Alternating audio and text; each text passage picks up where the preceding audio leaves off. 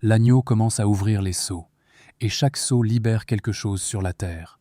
Des guerres, des famines, des épidémies, la mort, la persécution des croyants, des signes dans le ciel. Jean a vu tout cela depuis l'île de Patmos il y a 2000 ans. Il a écrit chaque détail. Et aujourd'hui, en 2026, si tu regardes le monde avec des yeux spirituels ouverts, tu ne peux pas nier ce que tu vois. Les nouvelles ressemblent aux pages de l'Apocalypse. Alors, la vraie question n'est pas de savoir si ces sceaux sont réels. La question est combien sont déjà ouverts. Ceux que Jean a vus. Il faut commencer par comprendre ce qu'est un sceau dans la vision de l'apôtre Jean. Dans Apocalypse chapitre 5, Jean voit un rouleau dans la main droite de celui qui est assis sur le trône. Ce rouleau est scellé de 7 sceaux. Il contient les jugements de Dieu. Et seul l'agneau, Jésus-Christ, est digne de l'ouvrir. Ce n'est pas une métaphore vague, c'est une image précise, un jugement progressif, un plan divin qui se déroule dans l'histoire humaine, sceau après sceau, avec une précision que seul Dieu peut orchestrer. Et chaque sceau ouvert change quelque chose sur la terre. Ce que nous allons faire aujourd'hui, c'est ouvrir le livre avec toi, lire ce que la Bible dit de chaque sceau, et regarder honnêtement ce qui se passe dans notre monde en 2026. Non pas pour provoquer la peur, mais parce que la vérité est toujours préférable à l'ignorance. Et parce que Jésus lui-même a dit dans Matthieu 24, verset 33, « De même, quand vous verrez toutes ces choses, sachez que le Fils de l'homme est proche, à la porte. » Restez jusqu'à la fin de cette vidéo. Ce que tu vas entendre va changer ta façon de lire les nouvelles. Le premier ceux, le cavalier sur le cheval blanc. Apocalypse 6, verset 2. « Je regardais, et voici, parut un cheval blanc. Celui qui le montait avait un arc, une couronne lui fut donnée, et il partit en vainqueur et pour vaincre. Le premier cavalier sur le cheval blanc. Beaucoup pensent immédiatement à Christ. Mais les théologiens sérieux font la distinction. Ce n'est pas Jésus. Jésus revient dans Apocalypse 19 sur un cheval blanc, comme roi des rois. Ce premier cavalier est différent. Il porte un arc, mais pas de flèche. Il reçoit une couronne, mais ne la conquiert pas lui-même. Il vient sous l'apparence de la paix. C'est le portrait prophétique d'un pouvoir mondial qui s'installe avec des discours de paix, des alliances diplomatiques et une autorité qui lui est donnée plutôt que gagnée. L'histoire du XXe siècle et du XXIe est remplie de ces figures. Des hommes qui sont montés au pouvoir en promettant la paix. Des organisations internationales qui ont multiplié les traités. Des accords diplomatiques présentés comme les solutions définitives à des conflits millénaires. Et dans Daniel 9, verset 27, le même profil prophétique est décrit, une figure qui conclut une alliance forte avec beaucoup de nations pour une semaine prophétique. Ce que le premier sceau nous dit, c'est que le monde sera séduit par une fausse paix avant que tout s'effondre. Regarde autour de toi. Le monde cherche désespérément la paix. Au Moyen-Orient, en Europe, en Afrique, partout, et des voix s'élèvent pour promettre cette paix. La plateforme est déjà construite. Le deuxième CE, le cheval roux et le jeu-guerre Apocalypse 6, verset 4. Il en sortit un autre cheval, roux. Celui qui le montait reçut le pouvoir d'enlever la paix de la terre et de faire que les hommes s'égorgeassent les uns les autres, et une grande épée lui fut donnée. Le deuxième cavalier enlève la paix de la terre. Il reçoit une grande épée, et les hommes s'entretuent. En 2026, voici ce que disent les faits vérifiables. Le Comité international de la Croix-Rouge a publié en janvier 2026 son rapport sur l'état humanitaire mondial. Le nombre de conflits armés actifs a atteint environ 130 en 2024. C'est plus du double du nombre de conflits enregistrés il y a seulement 15 ans. La guerre en Ukraine a dépassé 3 ans. Le conflit au Soudan a produit plus de 9 millions de déplacés internes, avec des actes de génocide documentés au Darfour. La guerre à Gaza a provoqué une crise humanitaire d'une ampleur sans précédent depuis des décennies au Moyen-Orient. La Russie contrôle environ 20% du territoire ukrainien reconnu internationalement. 20 conflits armés dans le monde ont duré plus de 2 décennies. Des générations entières ont grandi en ne connaissant que la guerre. Quand Jean a vu ce cheval roux et sa grande épée, il a vu exactement cela. La paix arrachée à la terre. Les hommes s'entretuant. Le tableau que nous voyons sur nos écrans chaque jour. Le troisième SEE, le cheval noir. et la famine Apocalypse 6 versets 5 et 6. Je regardais, et voici, parut un cheval noir. Celui qui le montait avait une balance dans sa main. Et j'entendis au milieu de 4 êtres vivants une voix qui disait : une mesure de blé pour un denier, et 3 mesures d'orge pour un denier, et ne fais pas de mal à l'huile et au vin. Le 3e cavalier tient une balance. La nourriture est pesée avec précision, rationnée. Un denier, c'était le salaire d'une journée entière de travail dans l'économie romaine de l'époque de Jean. Une mesure de blé, c'est ce qu'un homme mange en une journée. Autrement dit, un homme qui travaille toute la journée peut à peine nourrir une bouche, pas sa famille, juste lui-même. C'est le portrait d'une crise alimentaire sévère, où les prix des denrées de base s'envolent au-delà de la portée des gens ordinaires. Ce que nous voyons aujourd'hui correspond exactement à cette image. L'insécurité alimentaire mondiale a atteint des niveaux records ces dernières années. Le Soudan est l'un des seuls pays dans le monde à faire face à une famine officiellement confirmée en ce moment. Des centaines de millions de personnes vivent dans des zones d'insécurité alimentaire sévère. Les guerres détruisent les infrastructures agricoles. Les changements climatiques perturbent les récoltes. Et les prix alimentaires ont augmenté dans des proportions qui frappent les plus pauvres de manière brutale. L'image de Jean est d'une précision déconcertante. Une balance dans la main, chaque grain compté, chaque calorie pesée, la richesse préservée pendant que la masse souffre. L'huile et le vin ne sont pas affectés. Ce sont les produits de luxe. Ceux qui en sont protégés. Ceux qui n'ont pas sont rationnés. C'est une description fidèle de l'économie mondiale en 2026. Le 4e Sceau, le cheval verdâtre, et la morte. Apocalypse 6 versets 7 et 8. Je regardais, et voici, parut un cheval de couleur verdâtre. Celui qui le montait se nommait la mort, et le séjour des morts l'accompagnait. Le pouvoir leur fut donné sur le quart de la terre pour faire périr les hommes par l'épée, par la famine, par la mortalité et par les bêtes sauvages de la terre. Le 4e cavalier s'appelle la mort. Il est accompagné du séjour des morts.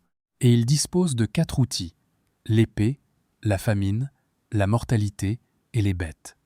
Ces 4 outils font écho à Ézéchiel 14 versets 20 et 1, où Dieu prononce ces mêmes 4 jugements contre Jérusalem. Ce n'est pas une coïncidence, c'est une continuité prophétique délibérée. La mortalité, dans le texte original grec, est le mot « thanatos », la mort par maladie et épidémie. Le monde a connu avec le Covid, un œuf, une démonstration mondiale de ce que signifie une épidémie planétaire incontrôlée. Et les experts en santé mondiale avertissent régulièrement que d'autres pandémies viendront, potentiellement plus graves. Les systèmes de santé sous tension, les résistances aux antibiotiques en augmentation, les maladies qui franchissent les frontières en quelques heures grâce aux voyages internationaux. Ce que Jean a décrit comme un seul cavalier, c'est en réalité un système de mort interconnecté. La guerre produit la famine affaiblit les corps affaiblis succombent aux maladies, et dans les zones de conflit, les animaux sauvages reprennent les territoires abandonnés par les humains. C'est un cycle que l'humanité connaît depuis toujours, mais jamais à l'échelle globale que ces versets semblent annoncer. Le 5e Sceau, les martyrs, Sous, l'autel Apocalypse 6 versets 9 à 11. Quand il ouvrit le 5e sceau, je vis sous l'autel les âmes de ceux qui avaient été immolés à cause de la parole de Dieu et à cause du témoignage qu'ils avaient rendu. Ils crièrent d'une voix forte, en disant : « Jusqu'à quand, Maître saint et véritable, tardes-tu à juger et à venger notre sang sur les habitants de la terre ? » Une robe blanche fut donnée à chacun d'eux, et il leur fut dit de se reposer encore un peu de temps. Le 5e sceau est différent des 4 premiers. Il n'y a pas de cavalier. Il n'y a pas de destruction visible. Il y a des voix qui montent de sous l'autel, des voix qui demandent justice. Ce sont les âmes de ceux qui ont été tués à cause de leur foi. Et ils attendent. Ils attendent que le nombre des martyrs soit complet. Ce n'est pas un passage poétique abstrait. C'est une réalité vécue par des millions de croyants sur la Terre aujourd'hui. Le rapport 2026 de l'organisation Open Doors a révélé que plus de 388 millions de chrétiens vivent actuellement sous des niveaux élevés de persécution et de discrimination dans le monde. Le Nigeria seul est responsable de plus de 70% des morts liées à la foi dans le monde cette année, principalement à cause des extrémistes islamiques. La Corée du Nord reste le pays le plus dangereux pour être chrétien. La Syrie a connu en 2025 un attentat suicide dans une église à Damas qui a tué 22 chrétiens. La Somalie exécute ceux qui se convertissent à partir de l'islam. La Chine a renforcé en septembre 2025 ses réglementations interdisant à toute personne de moins de 10 à 8 ans d'entrer dans une église. Ces voix sous l'autel ne sont plus un concept théologique. Ce sont des noms réels, des familles réelles, des églises réelles qui brûlent, des pasteurs réels qui disparaissent. Le 5e sceau n'est pas futur, il est en cours. Le 6e sceau, les signes dans, le signe dans, le ciel Apocalypse, 6 versets 12 à 14.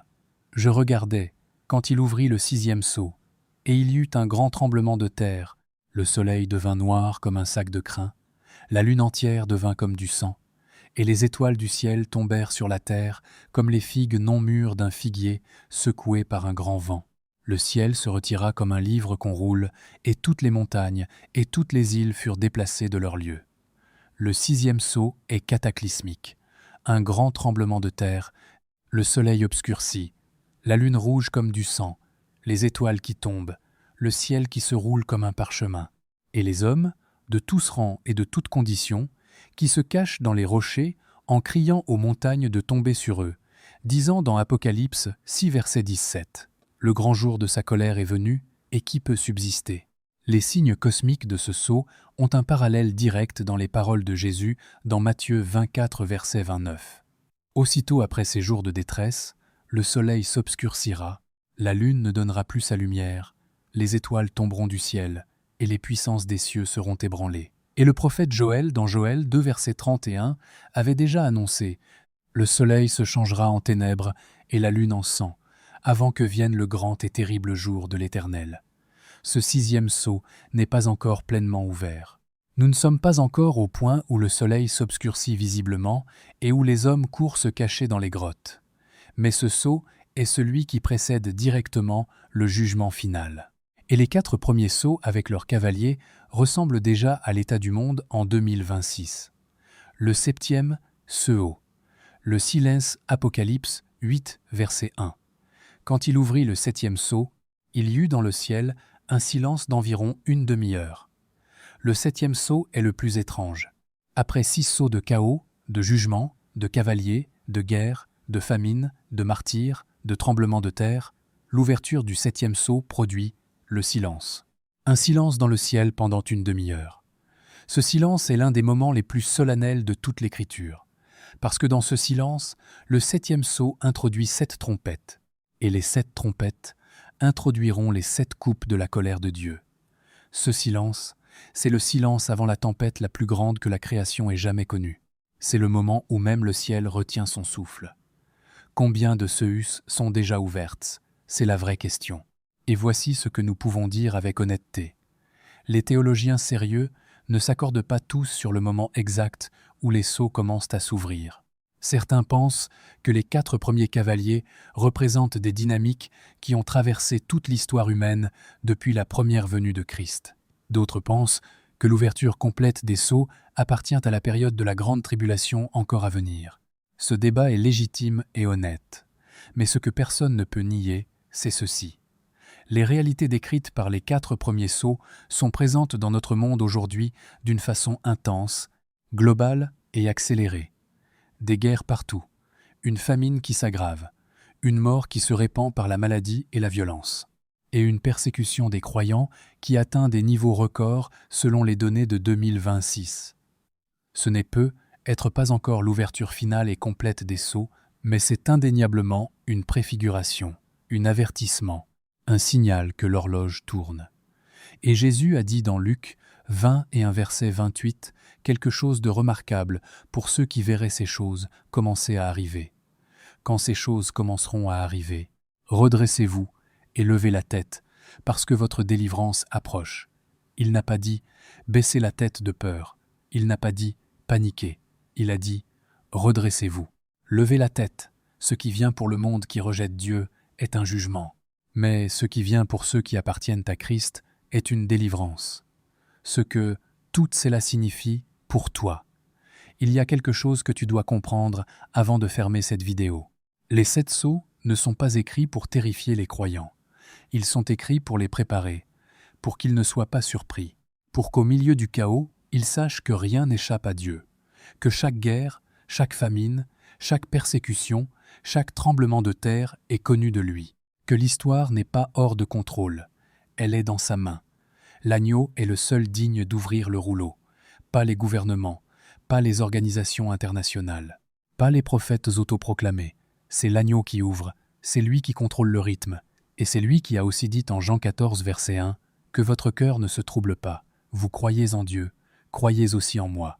Les sceaux sont ouverts dans le ciel, mais ta vie est gardée dans ses mains. » Ces deux vérités coexistent, et c'est exactement là que la foi est appelée à vivre, dans la tension entre ce qui se passe autour de toi et ce qui est vrai à l'intérieur de toi.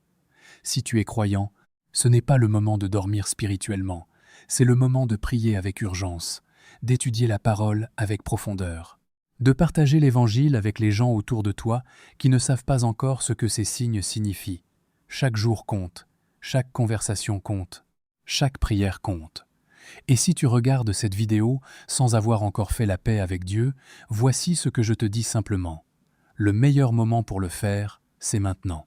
Pas parce que la peur doit te pousser vers Dieu, mais parce que quand tu comprends que l'histoire a un auteur, que cet auteur t'aime, et qu'il a ouvert un chemin vers lui à travers Jésus-Christ, il n'y a aucune raison d'attendre. 7 sceaux, 2000 ans de prophétie. Et en 2026, le monde ressemble de plus en plus aux pages que Jean a écrites depuis Patmos. Ce n'est pas le moment de désespérer, c'est le moment de lever la tête.